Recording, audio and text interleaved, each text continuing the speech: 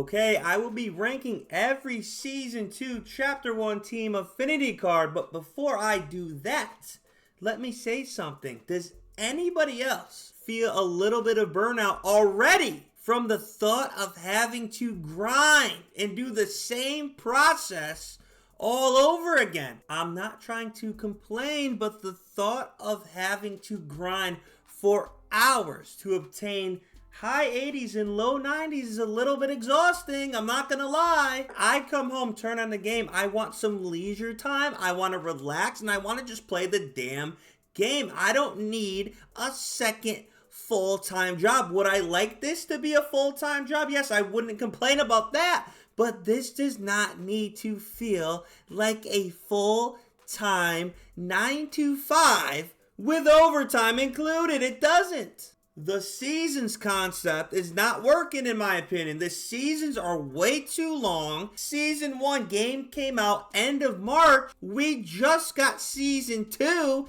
in June. It makes no sense. The seasons need to be shorter. I don't understand why there's a daily XP cap. You can't even get the cards in a timely manner, and they put an XP cap in. Let's get it together. I'm starting to get sick of the outdated card art with the same old players. I like a nice, obscure, random player. Why can't we get a Yankees Bubba Crosby, young Hervis Solarte, or a Willie Mo Pena? I understand they don't have the rights for those players, but can we get some random, fun, obscure players? Why not? One more thing, whose bright idea was it to have us grind the whole XP path for 3 different versions of the same players? A 91 overall, a 95 overall, and a 99. I understand these are legendary players. No disrespect, but why do we need 3 different versions of the same damn players? Honestly, it would have been better if they put the Little League version, the high school version, and the professional version. There is absolutely no need for this. Let's tighten it up. Now that that's out of the way, we will get to the whole point of the video. We will be ranking all of the Chapter 2 Season 1 Team Affinity cards. I have the pool. All of the players in the pool right here. We will be going from S being the best to F being the worst. Let's go. I have not gotten all of these players yet, so I will not be judging them on how their swing is, how they pitch, or how they play in the game. I will be judging them based on how good their attributes are. If a player looks good, they're going to be rated highly. If a player looks stinky, they're going to fall down the list. I'm going to start with the ALEs first, and then we're going to work our way through. Let's go. Up first is Anthony Santander from the Baltimore Orioles. He can play every outfield position, and he can also play first base. He is a switch hitter. Switch hitters come in handy, so that works in his favor. He's got decent contact against lefties and righties, and the pop is there. He has some power. Good vision and good clutch. He's gonna produce. He's pretty good in the field. He's got diamond defense to go along with his diamond hitting. 89 fielding, 69 arm. That's nice. I would probably keep him in right field. He's not very fast, but he's gonna be able to play the position. He's got a few quirks, and like I said, he's gonna produce in big situations. He's not bad. All right, we're gonna put Anthony Santander in the A tier. He is a switch hitter. He's pretty good at the plate, and he's decent in the field. He can play 3 positions, so I feel like the A tier is appropriate for Anthony Santander. All right, next we have Tristan Casas from the lowly Boston Red Sox. Unfortunate he has to play for that franchise, but it is what it is. He's not looking bad at all. Great contact against righties, decent against lefties. The power is there for sure. He's gonna smack the cheeks off of the ball. He is. Vision's not too great, but the discipline and the clutch are very good. In the field, he's kind of 74 fielding, 76 arm. I mean, he's not going to be making too many throws from first, but if you move him to third, he's going to have to make some throws. He is also very slow, so he's not too much of a threat on the base pass, but how many first basemen are motoring around the bases? Let's be honest with ourselves. Honestly, overall, Tristan Casas is looking pretty damn good. I'm going to put him in the A tier as well. The AL East has 2 in the A tier. Up next is future stars.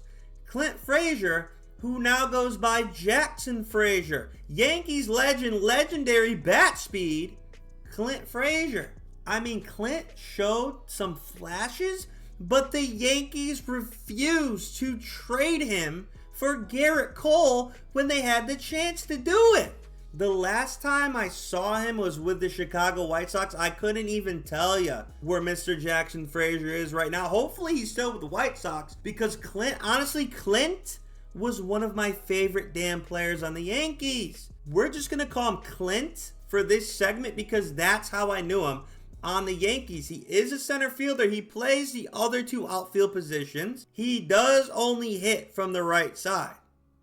76 contact against righties, 84 contact against lefties. It's not terrible, but it's not great. The power, though. The power is looking special. For an 89, the power is looking special. He's going to be smacking them out. The discipline and the clutch are there. He might come through in big moments. He also is pretty good in the field. He's got the gold defense along with the diamond hitting, 80 fielding, 77 arm. He's not super fast, but he's going to be able to run down balls in the outfield. He's not going to be a menace on the base pass, but he is fast enough to get to the balls in the gap. I mean, I'm going to have to put Clint in the A tier. The hitting is there. The defense is good enough. You can cook me all you want, but Clint is going in the A tier. That is 3 A tiers for the AL East. All right, now we have Ryan Yarbrough. 2008 tops now. Ryan Yarbrough from the Tampa Bay Rays. He is a lefty, so that kind of helps him. You always need 1 or 2 lefties in the rotation. 89 stamina, so he is going to be able to give you a little bit of length.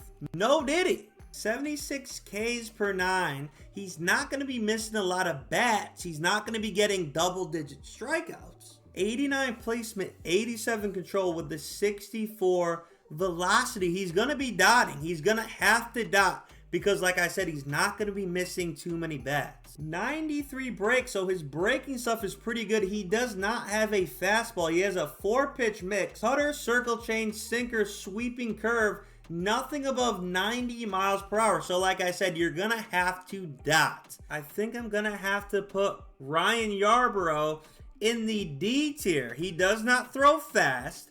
He does not miss bats. And he has a 4-pitch mix without a damn fastball. So Ryan Yarbrough is a D tier card. Okay, last card from the AL East is Bo Bichette, 2021 All-Star. He only bats from the right side and he can only play shortstop. He does not have a secondary position. 84 contact against righties, 109 contact against lefties. That's elite. The power is not crazy, but he's going to be making contact. He's going to be spraying the ball around the ballpark. He doesn't really have power. I mean, 71 power against righties, 80 power against lefties, 72 vision, 45 discipline, 105 clutch.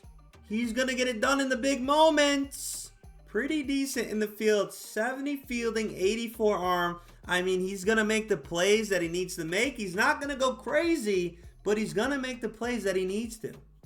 Diamond hitting, gold defense. Bo looks pretty good. We're going to put Bo in the A tier. He was close. I almost put him in the S tier, but I feel like to make the S tier, you need to be a 5-tool player. But Bo's contact against lefties is elite, and he is very clutch. So Bo is a player that's going to get it done for you. So we're done with the AL East. 4 A tier players and 1 D tier player. The AL East is looking pretty good. We are now moving on to the AL Central. And up first is Zach Collins.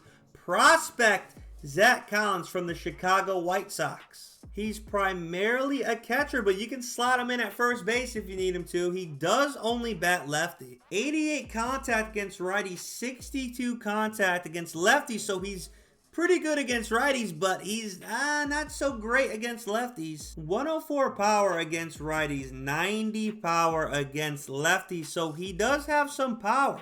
47 vision, not great. 116 discipline is good. 84 clutch, I mean, he's going to have his moments. He's decent behind the plate. 69 fielding, 84 arm, so he might be able to throw a few people out. He is also very, very slow, which is expected when you're a catcher. His knees are barking after 9 innings. I think we're going to put Zach in the C tier. He is a catcher. He's very slow, but he does have some useful power if you need it. He's average. All right, next we have prospect Matt Manning from the Detroit Tigers. He is a right-handed starting pitcher. 97 stamina, so he is going to be able to go deep into ball games. 68 base on balls per 9 with 83 placement and 75 control. He might have a tendency to walk a few batters. 90 velo with 91 breaks, so he does throw decently hard and his pitches do move a bit. He does have a 5-pitch mix, a 4-seamer that gets up to 96, a curveball, a changeup, a sinker, and another curveball, which is a 12-6. I wish one of those curveballs was a slider, but he does have a variety of pitches.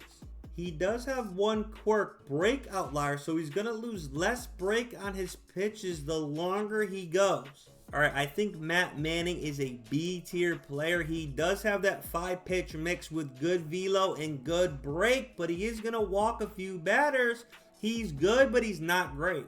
All right, Hunter Dozier, first baseman, but he can also play third base, left field, and right field. He is a right-handed batter, 86 contact against righties, 103 contact against lefties, so he can poke it against the lefties. Power isn't great, 78 power against the righties, 81 power against the lefties, so I'm not sure if he's going to be prolific with the home runs. 61 discipline, not good. 93 clutch is okay. 70 vision, not good. 61 discipline, not great. 93 clutch is okay, but I don't think he's going to be that guy in the clutch situations. The fielding attributes do not jump off of the page. 74 fielding, 74 arm with 70 reactions. So I would honestly not even put him in the outfield. He doesn't have a good arm.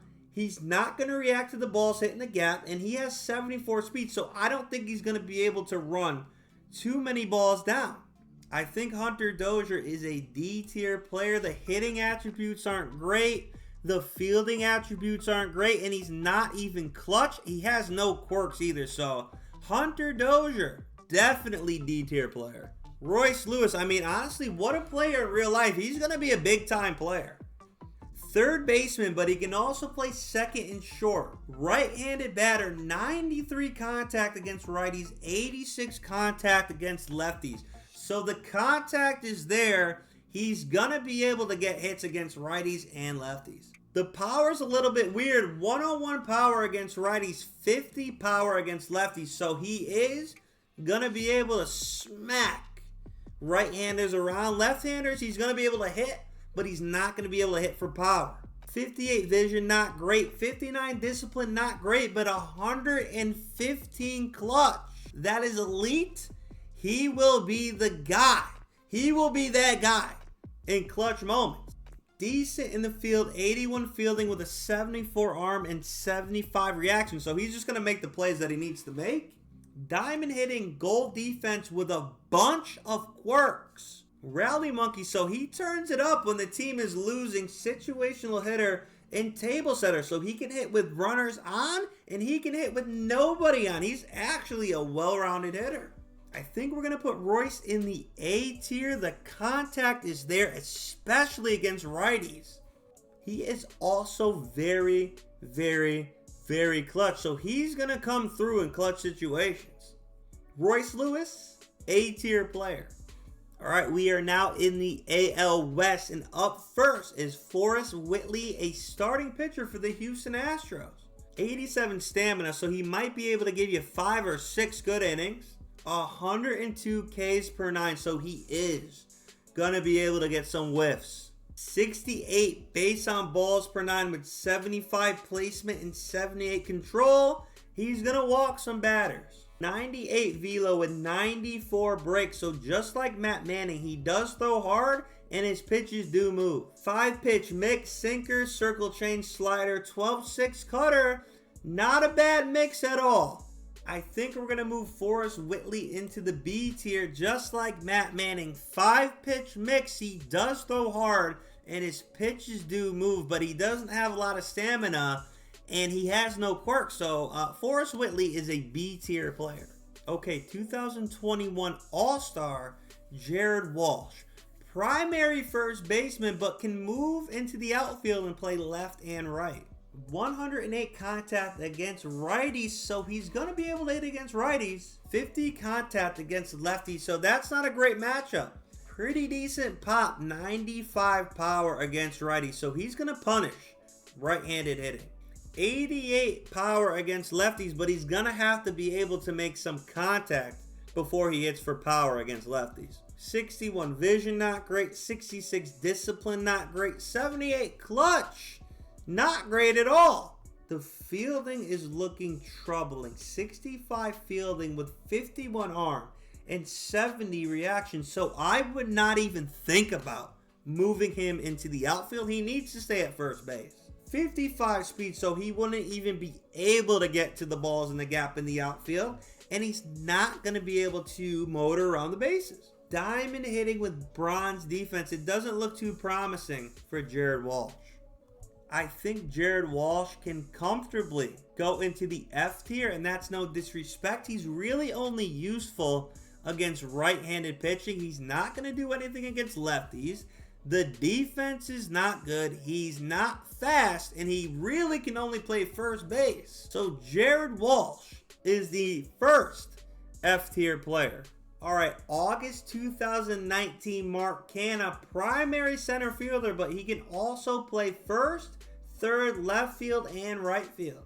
116 contact against righties. So like Jared Walsh, he is gonna hit against righties. 65 contact against lefties, not great. 99 power against right-handed pitching, so he can smack righties for sure. 88 power against lefties, but like Jared Walsh, again, he's gonna have to make contact before the power happens. 99 discipline, which is good. 88 clutch is okay. 60 vision is not looking good. 99 discipline is good. 88 clutch is okay. 74 fielding with 63 arm and 77 reaction. So I don't know if I would necessarily keep him in center field. I would probably move him to right. He's not super quick and his reaction time is just okay.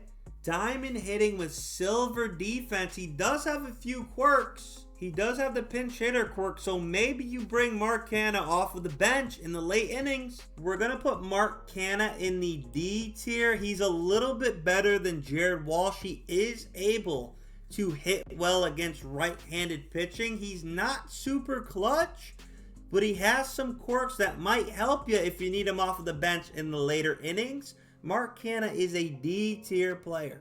Jarred Kelenic.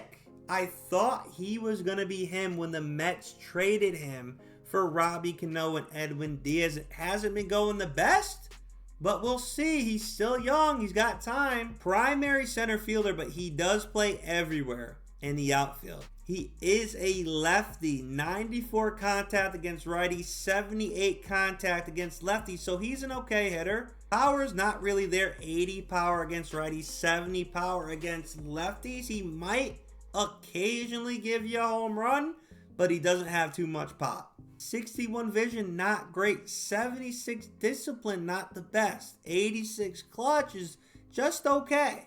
Pretty good in the outfield. 83 fielding, 84 arm, 78 reaction, and he's got decent speed, so he can play every outfield position, and he's going to be able to track down balls. He may be able to swipe a few bags. 75 steal, which is okay. He can sneak one in. I think Jarred Kelenic is a C tier player. He's got decent hitting attributes, but he is going to be able to play a pretty good outfield. Jarred Kelenic, C tier player. Leody Taveras, primary center fielder, but can play left and right field. He is a switch hitter. Honestly, he looks very similar to Jarred Kelenic. 88 contact against righties, 82 contact against lefties. So he is able to get some hits. Power is not really there. 74 power against righties, 68 power against lefties. 69 vision, not great. 70 discipline, not great. 77 clutch, not the best. Pretty good in the field. 88 fielding, 79 arm, 87 reaction, 84 speed. So just like Kelenic, he's going to be able to track down balls at any outfield position. 75 steal, which I think is the exact same as Kelenic. So he could swipe a bag or two. Leody Taveras is basically a Dominican version of Jarred Kelenic, so I don't think I can drop him below the C tier. His attributes are nearly identical to Kelenic, so he is a C tier player. Moving into the NL East, starting with 2021 postseason, Eddie Rosario. Primary left fielder, but can play center and right. He is a lefty, 92 contact against righties, 90 contact against lefties, so he is pretty good against both sides. 85 power against righties, so he's pretty decent against right-handed pitching. 65 power against lefties, which isn't the best. 108 clutch. Like I said, I think he was spazzing during the World Series, so he does deserve a 108 clutch. So I think he's serviceable in left and right field. I don't know about center. I don't think I'd put him in center field too much. Okay, Eddie Rosario is pretty similar to Mark Canha, but he is way more clutch. So I'm going to put Eddie Rosario in the C tier. Okay, moving on to Tanner Scott. 2023 breakout Tanner Scott. So this is a fairly recent version. 26 stamina, which is expected. He's not meant to go multiple innings. 102 hits per 9 and 94 Ks per 9. So he's going to limit the hits and he might get a few strikeouts. The placement is elite. He has decent control with 99 velo and 99 breaks. So he is throwing cheddar and his pitches are biting. 3-pitch mix, slider, 4-seamer, and sinker. His 4-seamer does get up to 98, and his sinker gets up to 95. All right, I'm going to put Tanner Scott in the B tier. So far, all 3 pitchers we've seen have made B tier. Honestly, Tanner Scott, I think it's important this early on in the season to have relief pitching, and he looks pretty good. Francisco Alvarez, catcher for the New York Mets. He is a right-handed batter, 72 contact against righties, 92 contact against lefties, 81 power against righties, 95 power against lefties. So he is going to mash against left-handed pitching. 90 clutch, not bad. He is a catcher with no secondary position, 80 fielding with 85 arm. So he is going to be able to hose players that decide to run on him. I think Francisco Alvarez slots into the B tier. He is the first offensive player. In the B tier, he's got decent hitting attributes with good power, and he is a good catcher. He's going to be able to hose down runners that try to steal. Francisco Alvarez, B tier. Future stars J.P. Crawford in the Phillies uniform.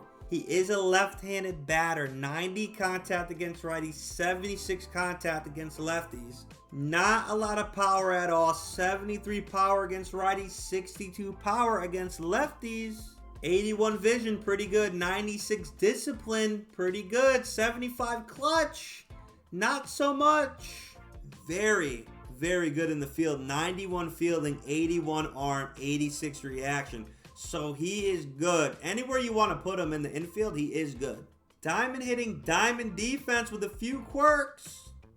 Good fastball hitter, is going to perform in the 9th or later, and he hits bad balls. He's going to smack mistakes. Okay, I think JP is going to go into the C tier. His hitting attributes are okay, but he's very good defensively. So honestly, if you need a defensive substitution off the bench late in the game, he can give you that. Future stars Victor Robles. He is a primary center fielder but can play left and right. Right-handed batter, 89 contact against righties, 95 contact against lefties, so he is a high contact guy. He is going to hit the damn ball. The power is not there, but I don't think it matters because like I said, the contact is there. He's going to hit the ball. He's going to find the holes in the defense. 89 clutch is okay. Very high level outfielder, 90 fielding with 83 arm and 93 reaction. So the balls are not going to drop on his watch, and he might be able to chuck somebody out that tries to take an extra base. He is rapid, 99 speed, 80 steal, 85 base running aggression. So he is going to be able to swipe some bags. I'm going to put Victor in the A tier. He's going to slap the ball around. The power is not there, but the contact is there. He's going to slap it around, and he is an elite, speedy outfielder. Moving into the NL Central, and we are starting with Jason Hayward, primary right fielder, but can play left and center. Left-handed batter, 86 contact against righties, 75 contact against lefties. Power not so great, 78 power against righties, 57 power against lefties. So he's really just going to hit for contact against righties. 97 vision, pretty good. 90 discipline and 90 clutch, also good. Very good in the outfield. 83 fielding, 90 arm, 87 reaction. He's not that fast, so I wouldn't put him in center field, but in left and right, he's gonna get to every ball. And with that 90 arm, he is gonna be able to absolutely laser beam runners trying to take an extra base. I think we could put Jason Hayward in the B tier. His hitting attributes are okay, but his defensive attributes in the outfield are absolutely elite. Similar to Victor Robles, Jason Hayward, B tier player. Another future star is Josh Hader, a starting pitcher version of Josh Hader. 87 stamina, so he might be able to give you 5 good innings. 92 velo, he does throw hard. 99 break, his breaking stuff is gonna move. 4-pitch mix, 4-seamer that gets to 98. Slider changeup and a 2-seamer that gets to 95. I don't think you can ever go wrong with a Josh Hader card in this game. This is a starting pitching version of Josh Hader. He's not going to give you a lot of innings, but he is usually hard to hit, and he is a left-handed pitcher. So Josh Hader is a B-tier player. Future stars Robert Stevenson, right-handed starting pitcher. 93 stamina, so he could probably give you 6 or 7 innings. 77 placement, 80 control, 76 velo, 99 breaks. So he does rely on his breaking stuff. He's not going to throw it by you, but he's going to make you miss with his breaking balls. 4-pitch mix, 4-seamer changeup, slider, curveball, pretty basic. I think we got to put Robert Stevenson in the D tier. He's not going to blow it by batters with his velocity. He does have pretty good breaking stuff, but if his control and placement are not there and his breaking balls are not working, he might get pounded. So Robert Stevenson is a D tier player. Prospect Mitch Keller, right-handed starting pitcher. 93 stamina, 91 Ks per 9. 75 placement, 86 control with 81 velocity, 96 break. So like Robert Stevenson, he doesn't rely on his velocity, but his breaking stuff does work. 4-pitch mix, 4-seamer, slider, curveball, changeup. Once again, it's very similar to Robert Stevenson. This is a very basic pitching repertoire. I think Mitch Keller deserves to be in the D tier. Once again, he's very similar to Robert Stevenson. He's not going to blow fastballs by you. He does rely on his breaking stuff, and if his breaking stuff is off, it might turn into BP. Mitch Keller, D tier player. Okay, up next, prospect Dylan Carlson. Primary left fielder, can play first base, center, and right field. 78 power against righties, 84 power against lefties. He's got decent pop. 90 discipline, pretty good. 81 clutch, not the best, but not bad. Honestly, he's pretty decent in the field. 83 fielding, 80 arm, 76 reaction. I don't know about putting him in center. I would probably use him in right, left, or first base. I think I'd be pretty comfortable putting Carlson in the B tier. He is a switch hitter. He is capable of hitting righties and lefties. I think he's useful in 3 positions. Like I said, first base, left field, and right field. He's going to do pretty well. Dylan Carlson, B tier player. We are finally in the NL West, the last division. Starting with Merrill Kelly, a right-handed starting pitcher. 93 stamina, which is pretty typical for a starter. 91 placement, 78 control, 83 velo, with 92 breaks. So his breaking stuff is okay. He doesn't really have velocity like that. 5-pitch mix, 4-seamer, cutter, slider, sinker, changeup. So not too bad. I think we could put Merrill Kelly in the D tier. He doesn't have a lot of velocity. His breaking stuff is just okay. He's not going to miss a lot of bats. He's not going to get a lot of strikeouts. If he's off, he might be bad. So Merrill Kelly, D tier player. 2019 Garrett Hampson, primary second baseman, but he can play third, short, left, center, and right. He is a right-handed batter, 96 contact against righties, 81 contact against lefties. The contact is pretty decent. Absolutely no power whatsoever, similar to Victor Robles, but Victor Robles had higher contact against lefties. 109 clutch, very good for Garrett Hampson. 99 bunt, 99 drag bunt. So Garrett Hampson is a little bit sneaky. He can get it down for a sacrifice, and he can get it down for a drag bunt. He's pretty decent in the field. 80 fielding, 75 arm, 85 reaction. So you can honestly, I think you can put him anywhere. He has 98 speed. He's going to be able to play all the outfield positions. He can play the infield positions. Sheesh, 99 steal, 99 base running aggression. He is absolutely rapid, and he is going to be stealing bases galore.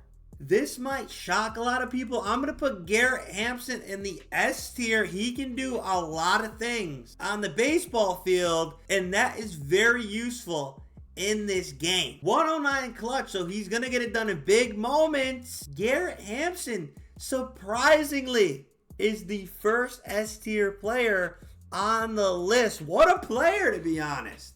Okay, Adrian Morejon, left-handed starting pitcher. 89 stamina, so he's not going to give you more than 5, maybe 6. 91 Ks per 9, 91 placement, 80 control, 91 velo, so he's pretty average. 91 velo, 94 break, so he doesn't throw super hard, and his breaking stuff moves a tad.